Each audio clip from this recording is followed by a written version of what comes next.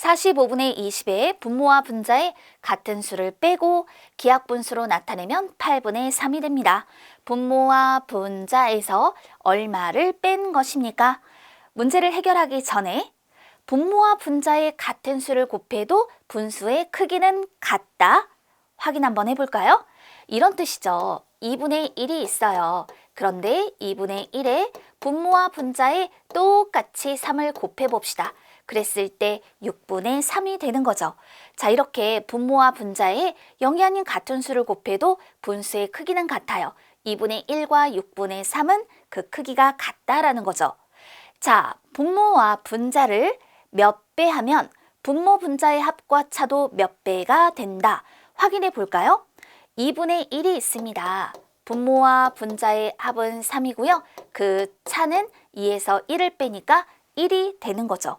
그런데 이렇게 분모와 분자의 3배를 하게 되면 이때 만들어지는 분수의 분모와 분자의 합은 9이고 차는 6에서 3을 뺀 3이 되는 거잖아요.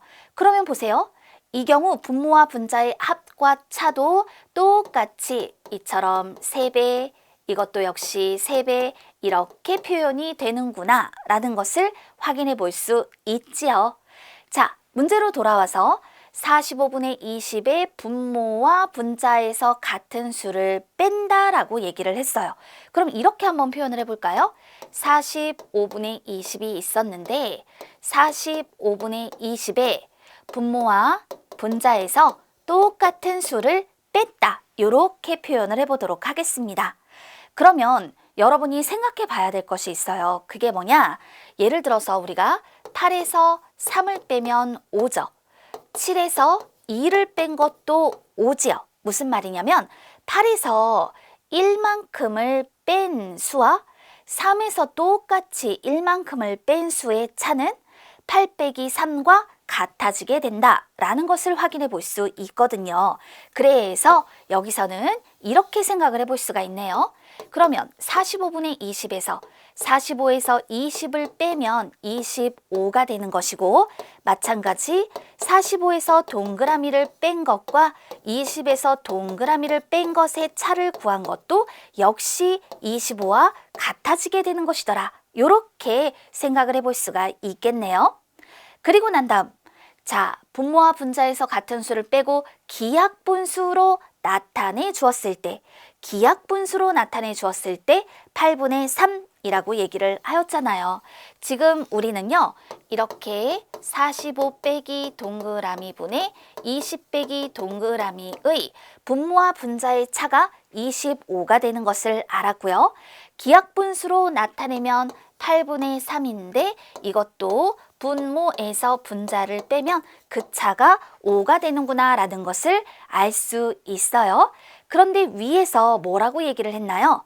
분모 분자를 3배 하면 분모와 분자의 차도 3배가 된다라는 것을 확인해 주었잖아요. 그렇기 때문에 이 경우 5의 5배가 25와 같은 것이로구나. 이런 관계를 발견해 줄 수 있게 됩니다. 그렇다면 45 빼기 동그라미 분의 20 빼기 동그라미 이것은 결국 8분의 3의 분모와 분자에 똑같이 5를 곱해준 것과 같게 되어서 40분의 15로 나타내 볼 수 있는 것이죠. 그러면 이제 동그라미에 들어갈 수가 무엇인지 알 수 있겠네요. 20 빼기 동그라미가 15니까 동그라미는 5가 되고요. 45 빼기 동그라미 요거 40이니까 동그라미는 5입니다. 이렇게 표현해 볼 수 있겠죠? 분모와 분자에서 같은 수를 뺐어요. 얼마를 뺀 것인가요? 바로 5를 뺀 것이다 라고 답할 수 있습니다.